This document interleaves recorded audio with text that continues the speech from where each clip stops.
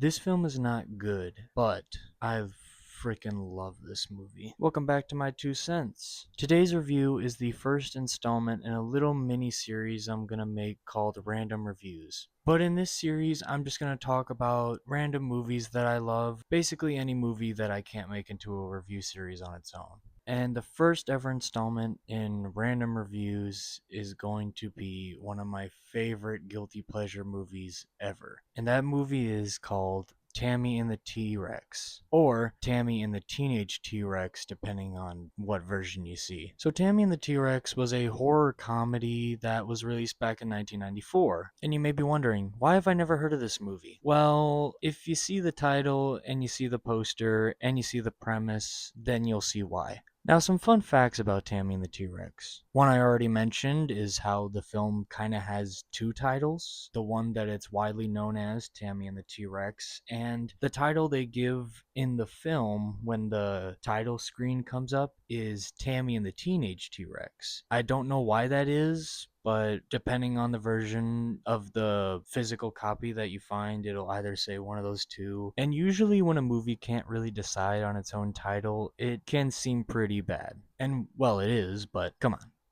You can't tell me you're not intrigued with that title and that poster. Also, this movie originally released with a PG-13 rating and was actually going to be geared more towards like kids and teenagers. But another cut of the film was eventually released of the R-rated cut of this film with a lot more blood, a lot more gore. Thankfully, that R-rated cut made this film so much better, in my opinion. Also, we'll probably get into it a bit later when I talk about the characters and obviously the T-Rex. But to this day, from what I can find, nobody knows what happened to the T-Rex animatronic used in this film. I think there's literally a whole subreddit that is just filled with fans of this film that are dedicated to finding where the animatronic went. I personally believe that this animatronic was more than likely thrown into some other events after the film and was eventually thrown in the scrap pile. But anyways, enough of my yapping. Let's get into the actual review. Starting off with the characters, we have our main quote-unquote final girl, who's played by Denise Richards, if any of you recognize that name. She plays Tammy in the film, as the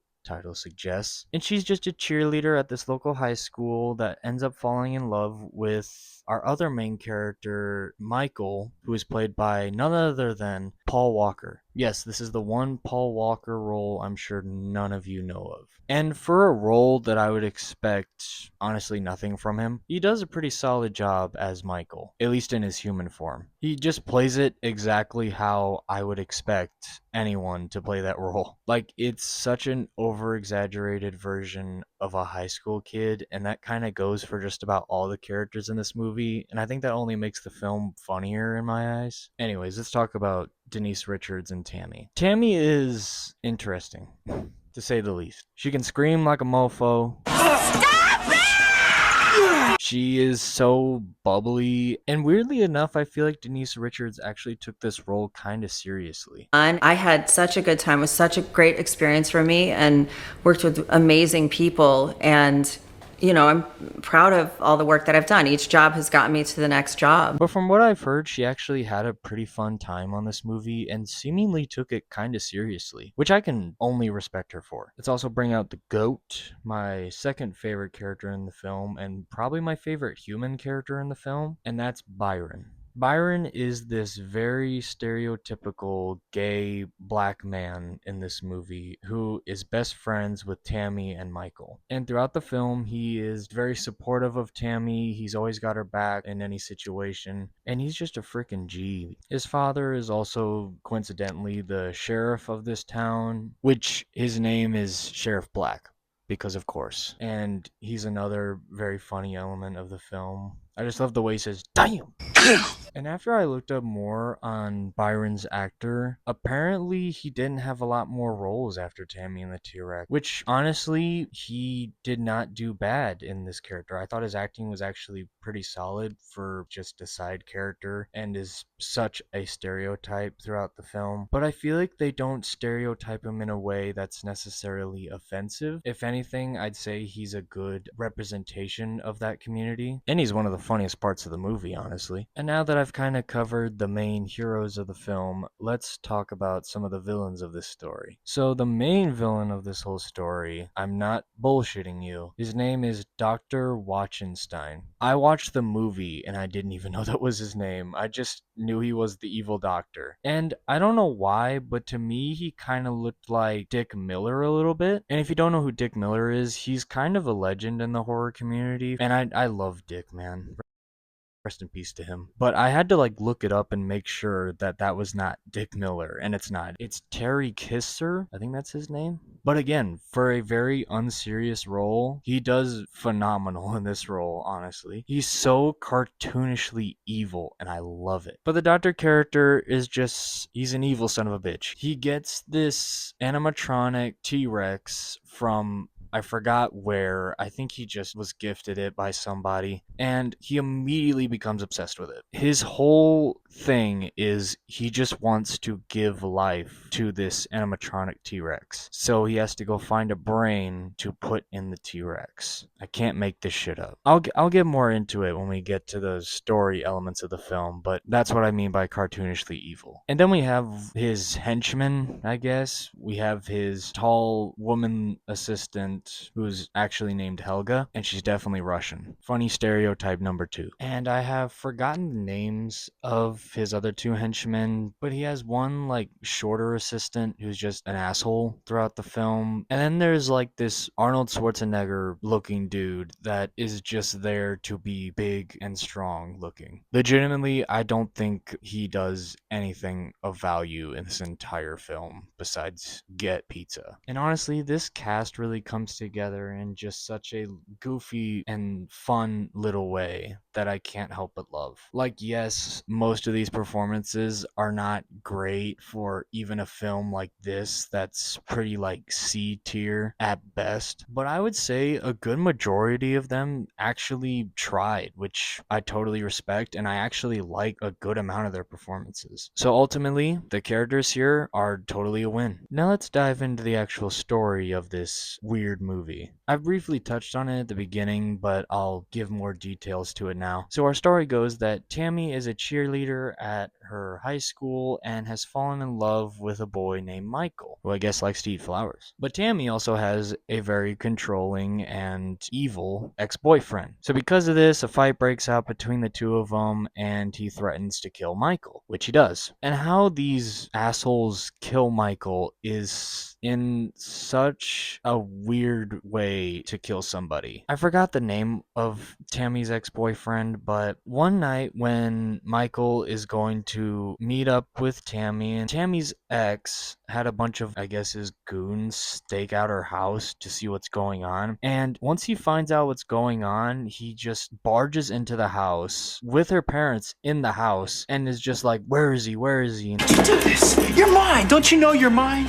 I'll be back. But Tammy knew what was up. She was like, get the fuck out of here. My ex is coming here to kill you. And Michael tries to run, but ultimately gets caught up too. So they kidnap Michael, throw him in the back of a car, and take him to a safari park. And at the safari park, there's apparently jaguars, lions, other big cats, because of course that's in a safari park in America. But once they get there, they throw Michael out, they beat the shit out of him for a little bit, and then they just leave him there so that Michael can get mauled and killed by whatever's in this fictional stupid safari park. An evil doctor guy sees this as an opportunity. So once they hear that Michael's basically dead, but it turns out Michael's actually still alive. And unfortunate enough for Michael, the only people that actually are left to care about him are Tammy and Byron, because he has no family members, and apparently he has no friends either, because convenient. In fact, the only person that's left in his family is his drunk uncle that we see periodically throughout the film. But the doctor and his main bitch Helga rock up into the hospital somehow, like without the doctor stopping them and being like, who the hell are you? And he goes into Michael's hospital room and pretends to be the doctor, I guess, and is like, live, live. Live!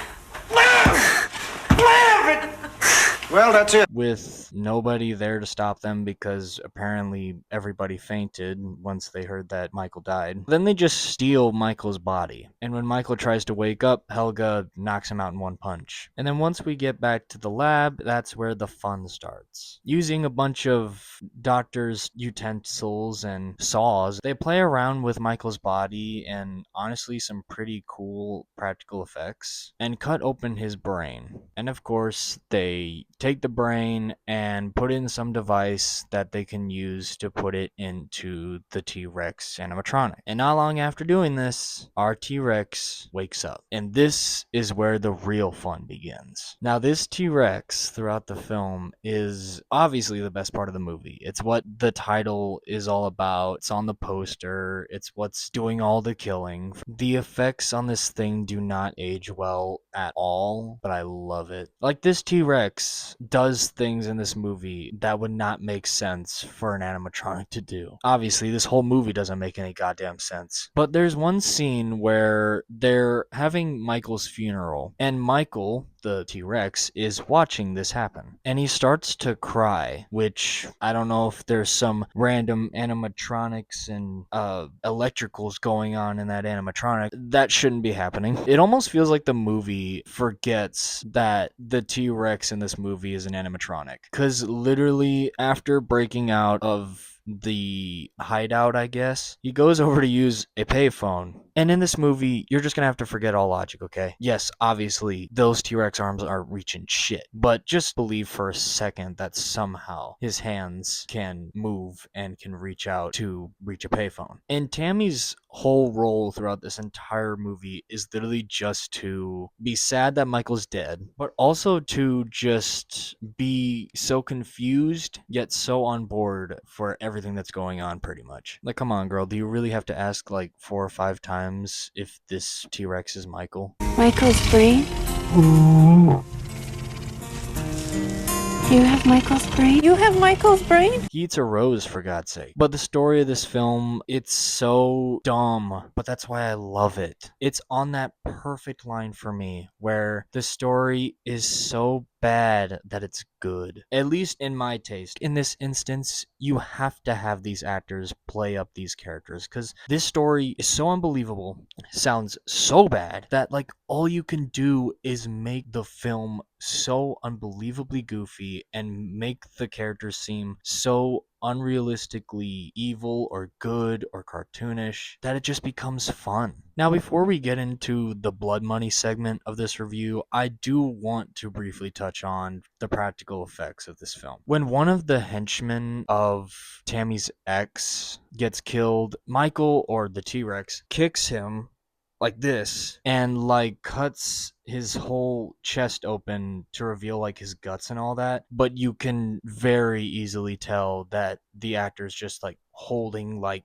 prosthetics like right here over like a black shirt. You can't help but laugh at how bad it is. And the same thing can go for when, now that I think about it, I think Tammy's ex's name was Billy. When he finally gets killed, the T-Rex grabs him by the head and raises him up, but you can so easily see the wire that is about to pull the actor up. I know this was made back in the 90s, but you could have made it a little less obvious. And the effect of the T-Rex dropping his head after he takes it off, it just looks like they filled a Halloween mask with like fake blood. But then you'll have some instances when the T-Rex kills the two henchmen of the doctor when he first breaks out, where it's like honestly pretty solid effects. But obviously this film's effects are not gonna be great by any means. I don't know the budget for this, but I can't imagine it was high. I just feel like it was mostly because of budget why some of the effects were not as good as others. Which, by the way, I'm pretty sure the whole reason this movie happened is because the director was given the T-Rex animatronic and was like, okay, you have like a few weeks to make a movie out of this. And that he did. did. And honestly, besides that one kill, I'd say that the rest of the kills in this movie are definitely fun. They're pretty good kills if they were done right. Or if you like turn your brain off, you're like, oh, that was convincing enough. Like besides the first kill, I would say that even the Arnold Schwarzenegger looking guy got a pretty decent kill with his head getting squashed. And Tammy's ex definitely got what he deserved by getting his head ripped off. And honestly, Michael's eventual kill with his head getting sawed open was pretty damn good. But I don't know if I really want to count that as my favorite kill because Michael was kind of already dead. I would say Michael getting his head cut open is the best practical effects of the film, but I'd say best on-screen kill was definitely the short doctor. The ultimate conclusion of this film is kind of interesting. So after the doctor character is killed, the police decide to gun down Michael until the animatronic T-Rex stops moving and is dead. But it looks like they've done nothing to him because in the film you can literally see them shooting at like the trim around the barn instead of at Michael. But it's a sad moment because that meant that Tammy lost Michael for good. At least that's what you think. Like even Helga's apparently crying over this scene. I'm like, bitch, you did all this. You helped the doctor do all this. Also, I forgot to touch on the very homophobic cops in this film. And they are kind of funny, but like they kind of seem gay themselves. Because even at the end, they're like hugging each other and crying after they just killed Michael. But ultimately, Tammy and Michael get the good ending. Because at the very end of the film, before credits roll and all that, it's I think a few days later, and Tammy's like walking in her house saying hi to her parents, seeming all happy and shit. And her parents are like, she actually seems weirdly happy now. Like, I know it's been a few days now, but like, she seems happy even though her boyfriend just got shot and killed. Turns out the reason why is because she got Michael's brain and put him in the same device that the doctor put him in to put him in the mechanical T-Rex, except his brain is now in a camera. And at the end, they're like, this is just a temporary thing until we can find you a new body. Which, another thing that happens is after Tammy discovers that Michael's in the T-Rex, her and Byron's whole mission is to find a new body for him. And they literally go to a morgue and try to find a body, and they're literally, it's like a try-on closet but for corpses. And the movie ends with Denise Richards putting on a little show for Michael. And Michael, well, busts. Yes, in the way you're thinking. So, what are my overall thoughts on Tammy and the T-Rex? This movie is not for everybody. It is for a very specific kind of person. I just so happen to be that specific person. If you really like trashy old horror movies and you're okay with the trashy effects and goofy storyline and you like dinosaurs, you will get a kick out of this movie. On my personal rating scale, because of how much I love this movie, I would say I would pay double for this movie. Yes, I love this movie that much. I would pay double for this movie every time. But for the average person, I'm gonna say this movie's only worth a few bucks. It's worth a renting on Amazon Prime, and hell, it's free on Tubi and Pluto TV. And that's my review of Tammy and the T-Rex. I want to give a little shout out to Dead Meat James over on the Dead Meat YouTube channel for being the whole reason I even knew this movie existed in the first place. But James, if you ever somehow stumble across this review, thank you for doing the kill count of Tammy and the T-Rex and introducing me to one of my favorite guilty pleasure movies of all time. And of course, thank you guys for watching the review. Honestly, I'm happy that anybody is watching these reviews, even if it isn't that many people. I see your guys' support, and I'm very thankful to have an audience of any kind that is watching these, because who wants to waste their time watching these reviews? But seriously, thank all of you that have subscribed to the channel so far and are actually watching my reviews. These videos do take a few hours to make each, and I'm glad to see that my hard work is actually being viewed by at least some people. That's enough yapping. If you haven't subscribed to the channel, do that. If you haven't liked the video and you like the video, like the video. I mean, those two options are literally free, so why not? Down in the comments, tell me your 2 cents on Tammy and the T-Rex, and I will see you guys in the next review. See ya.